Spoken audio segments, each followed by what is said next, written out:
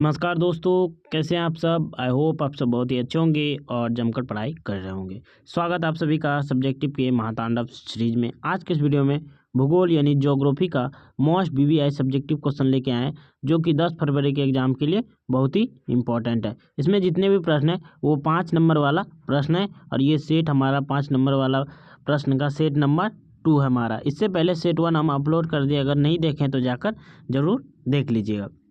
आज थोड़ा लेट हो गया है, यह लगभग वीडियो यह 5:30 या 6 बजे अपलोड की जाएगी। ठीक, तो चलिए बिना देरी को क्वेश्चन की ओर आगे बढ़ते हैं। आप सब कब तक जो वीडियो में बने रहे। पहला हमारा इम्पोर्टेंट वीवीआई प्रश्न है कि जल विद्युत उत्पादन के लिए आवश्यक भौगोलिक दशाओं का वर्णन करें। यह क्वेश्चन जो बहुत ही इंपॉर्टेंट और वीवीआई, ठीक ना। तो चलिए इसका उत्तर देख लेते हैं। जल विद्युत उत्पादन के लिए निम्नलिखित भौगोलिक दशाएं आवश्यकता होती है। पहला, प्राकृतिक जलप्रपात, जहां ऊंचाई से गिरने वाले पानी बिजली बनाई जाती है, और जहां प्राकृतिक जलप्रपात होते हैं वहां जल विद्युत उत्पादन आसान होता है। तो ये बोल रहा है कि ऊंचाई से गिरने वाले पानी से क्या करता है, बिजली बनाया जाता है, और जहाँ प्राकृतिक जलप्रपात होते हैं वहाँ क्या होता है, जल विद्युत बनाना बहुत ही आसान होता है।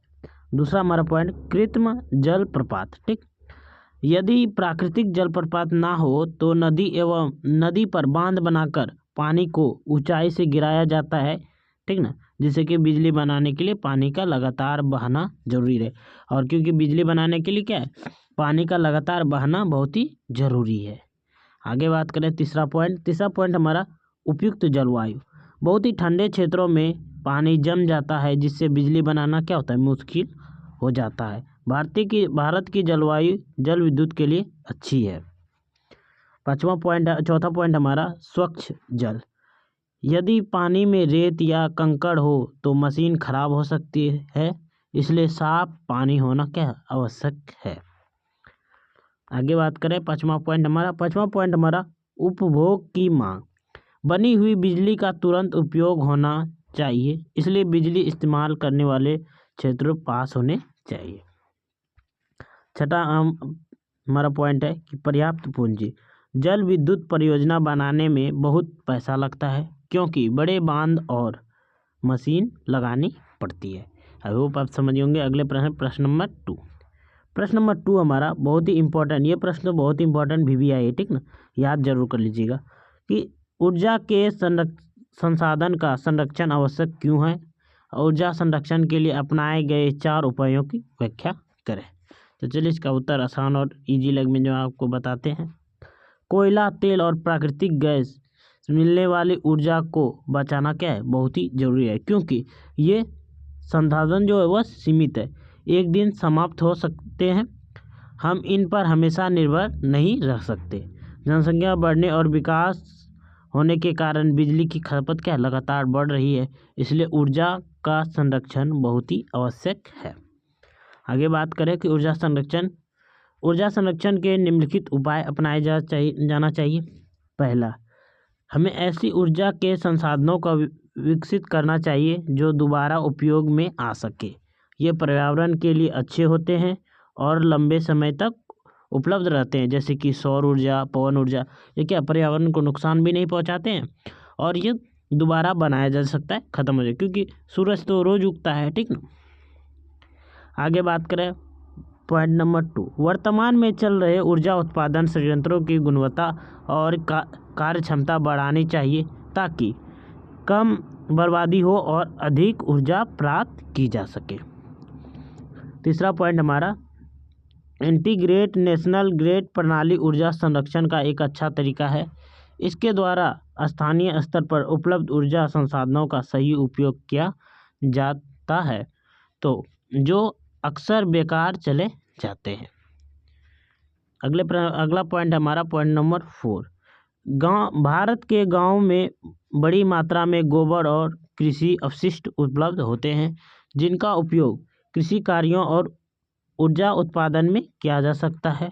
सरकार को परंपरागत ऊर्जा संसाधनों को बचाने के लिए जैव ऊर्जा को बढ़ावा देना चाहिए। आई होप आप समझ होंगे। अगला प्रश्न है प्रश्न नंबर ये प्रश्न उससे भी बहुत इंपॉर्टेंट है, ठीक ना। ये VVI प्रश्न है, ये क्वेश्चन 2022 में पूछा भी गया है, ठीक ना। तो भारत में जो है खनिजों का संरक्षण क्यों आवश्यक है, हम इनका संरक्षण किस प्रकार कर सकते हैं। आप सब पहले भी ये क्वेश्चन पढ़े होंगे बहुत बार, ठीक ना। 10th में जो ज्योग्राफी पढ़े होंगे तो उनको ही पता होगा। तो चलिए इसका उत्तर देख लेते हैं। खनिज हमारे देश के आर्थिक विकास और सभ्यता का विकास का आधार है। ये समाप्त संसाधन है, यानी एक बार समाप्त हो जाने पर दोबारा नहीं बनता है, इनका नवीकरण नहीं होता है, इसलिए इनका संरक्षण क्या है, बहुत ही आवश्यक है, ताकि आने वाली पीढ़ियां भी इनका उपयोग कर सके। देखिए कोयला हो गया, तेल हो गया, ये सब क्या है कि सब यदि एक बार खत्म हो गया तो क्या दोबारा ये सब नहीं बनने वाला चीज़ है।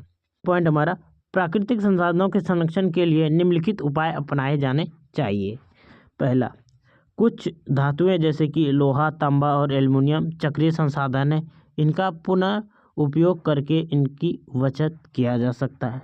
दूसरा है, कुछ महत्वपूर्ण धातु के स्थान पर उससे मिलती जुलती धातुओं का अधिक उपयोग करना, जैसे कि तांबा के स्थान पर एल्युमिनियम का उपयोग करना।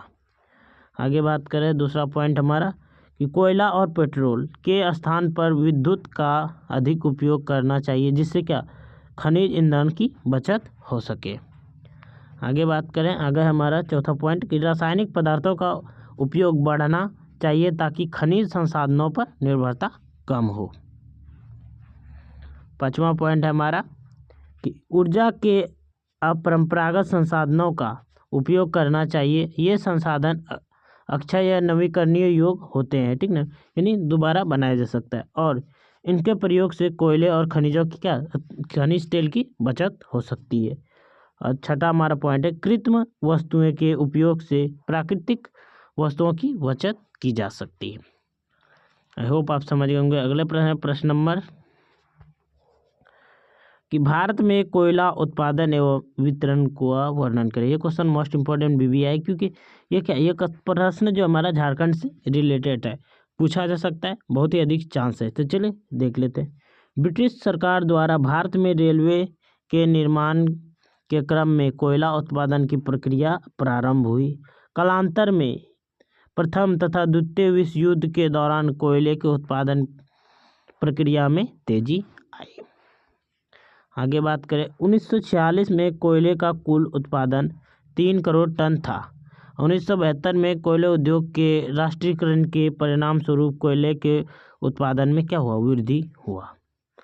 आगे बात करें कि 2001 में 2000 और 2001 में कोयला का कुल उत्पादन 30.96 करोड़ टन था, ठीक। भारत में कोयले के उत्पादन में 2 कंपनियां संलग्न है, कोल इंडिया तथा सिंगरौली कोली-रिंज इंडिया, ठीक ना, लिमिटेड। कुल उत्पादित कोयले में 90% कोकिंग कोयला था तथा 10% कोकिंग कोयला होता है। लगभग 3/4 कोयला खुले गर्त वाली खननों से निकली जाती है। आगे बात करें इसका वितरण, तो भारत में कुल 113 कोयला क्षेत्र में से 80 गोंडवाना क्षेत्र में है। ये 77,000 वर्ग किलोमीटर में क्षेत्र में फैला हुआ है। इस समय भारत में 553 कोयला खान तथा 4 लिग्नाइट खान कार्यरत है। ये क्षेत्र झारखंड, पश्चिम बंगाल, उड़ीसा, मध्य प्रदेश और महाराष्ट्र राज्य में वितरित है। अगला प्रश्न है, ये तो बहुत ही इंपॉर्टेंट VVI प्रश्न है, लिख लीजिए आने वाला है, ठीक ना। गैर परंपरागत ऊर्जा स्रोत और परंपरागत ऊर्जा स्रोत में यह अंतर पूछा जाए या ये वाला प्रश्न पूछा जाए, मोस्ट इंपॉर्टेंट VVI प्रश्न है, या 5 मार्क्स में पूछा जाए या 3 मार्क्स में, लेकिन पूछा जाएगा। तो चलिए इसका उत्तर देख लेते हैं बहुत ही ईजी और सरल लैंग्वेज में।